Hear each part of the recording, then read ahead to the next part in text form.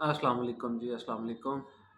ہمارے بڑے بزرگوں نے جب کوئی بات سمجھانی ہوتی تھی نا تو مثال دے کے سمجھاتے تھے، کیونکہ سمجھدار کے لیے اشارہ ہی کافی ہوتا ہے، اسے مثال سے سمجھ آ جاتی ہے۔ اسی طرح ایک وہ مثال دیا کرتے تھے کہ ایک دفعہ ایک آدمی کو کہیں سے کسی نہ کسی طریقے ایک پرچی ملی یا جو بھی طریقہ کار تھا، اس کو ایک نمونیے کا علاج مل گیا کہ نمونیے کا علاج کیسے ہوتا ہے۔ اب اس کا کاروبار کوئی ایسا چل نہیں تھا رہا اچھا، اس لیے اس نے کاروبار اپنا بند کیا جو بھی تھا۔ اس نے ایک ڈاکٹر کی دکان کھولی اور نمونیے کا علاج کرنے لگا۔ ایک بندہ اسی طرح چلتے چلتے ایک بندہ آیا اس کے پاس، اس نے کہا جی مجھے نا زکام لگ گیا ہے اور میرا زکام درست ٹھیک نہیں ہو رہا، تو کوئی دوائی دے دے۔ اب اس بندے کو صرف نمونیے کا علاج آتا تھا اور تو کوئی چیز اسے آتی نہیں تھی، تو اس نے اسے کہا کہ یار ایسے کرو، جا کے نا ٹھنڈے پانی سے نہا کے آؤ۔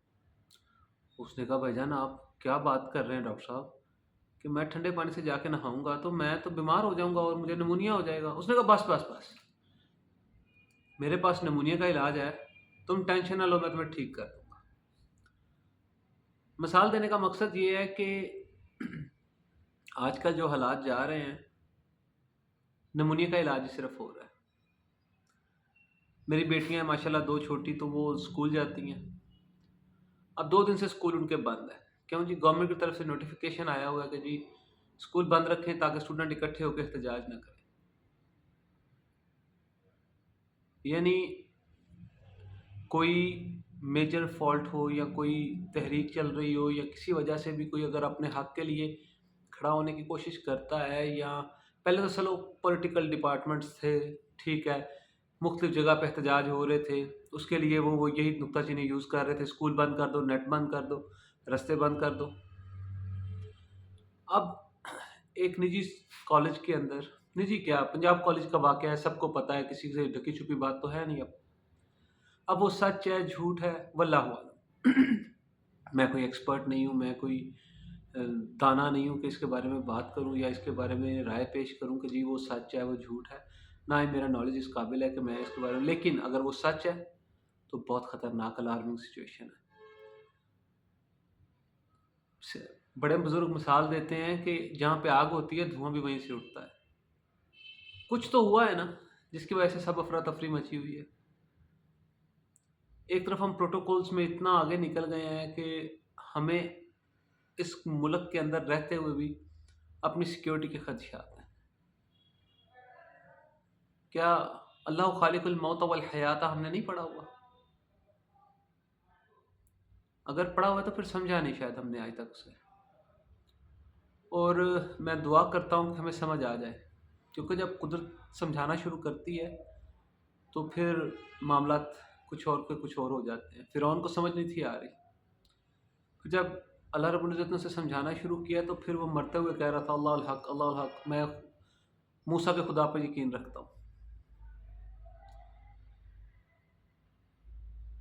حالات اور واقعات کو دیکھتا ہوں تو پریشان ہوتا ہوں۔ میں ایک چھوٹے سے دکانداری والا بندہ ہوں، میرے پاس کوئی پراپرٹیز، کوئی $1 بلین ایسٹس نہیں ہے۔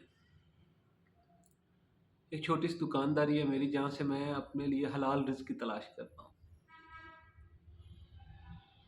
ملکی حالات کو دیکھتے ہوئے حالات دن بدن بد سے بدتر ہوتے جا رہے ہیں۔ یقین بے شک اللہ پہ ہے، اللہ ہی بہتر کرنے والا ہے، لیکن اپنی اصلاح کے لیے خود کھڑے ہو جائیں تو بہتر ہے، کیونکہ جب کائنات کی طاقتیں اکٹھی ہو کر اصلاح کرنے پر اتر آتی ہیں نا تو پھر وہ آپ کو سمجھاتی نہیں ہے، وہ آپ کو ختم کر دیتی ہیں، کیونکہ سمجھایا اس کو جا سکتا ہے جس کے اندر تھوڑی بہت کریڈیبلٹیز ہوں۔ اگر آپ قابلیت رکھتے ہیں تو آپ کسی نہ کسی طریقے سمجھ جائیں گے، اور اگر آپ کے پاس قابلیت ہی نہیں ہے تو آپ کو 10,000 اساتذہ بھی مل کر پڑھائیں، آپ قابل نہیں ہو سکتے۔ کوئی بھی پاکستان کے اندر الارمنگ سچویشن ہوتی ہے، ان کا طریقہ عمل سیم ہی رہتا ہے۔ مجھے اس چیز کی ٹینشن نہیں ہے کہ پرابلمز ہیں، مجھے اس چیز کی فکر ہے کہ ان پرابلمز کو سالو کرنے کے لیے جو ایفرٹس کیے جا رہے ہیں وہ مزید پرابلمز کو جنریٹ کریں گے۔ اسٹوڈنٹس احتجاج کر، کل تک تو صرف سیاسی پارٹیز احتجاج کر رہی تھی، مہنگائی کی وجہ سے پارٹیز نکلتی تھیں احتجاج کرتی تھیں، ان کے لیے آپ نے ایک پروٹوکول رکھا ہوا تھا جی کنٹینر لگا دو اور موبائل سروسز بند کر دو اور یہ کر دو اور وہ کر دو. آج اسٹوڈنٹس نکل رہے ہیں، اور اسٹوڈنٹس کوئی پارٹی نہیں ہے، فیوچر ہے جس نے آگے جا کے ریپرزینٹ کرنا ہے، جس نے آگے جا کے امپلیمنٹ کرنا ہے، جس نے آگے جا کے چیزوں کو آئیڈینٹیفائی کرنا ہے. اگر اس کے دل میں آج آپ نے یہ خوف، یہ بغض، یہ نفرت رکھ دی، چھوٹے چھوٹے لڑکے ہیں یار 16-17 سال کے، ایف آئی آرز ہو رہی ہیں ان کے اوپر، ان کا فیوچر تو ڈیڈ ڈاؤن ہو گیا. وہ آگے کہیں اسٹڈی کرنے نہیں جا سکتے، کریکٹر سرٹیفکیشن انہیں نہیں کہیں سے مل سکتا. قومیں اس طرح تو نہیں آباد ہوتی کہ جو بولے گا اس کا سر قلم کر دو. میری دعا ہے کہ اللہ رب العزت انہیں ہدایت دے دی.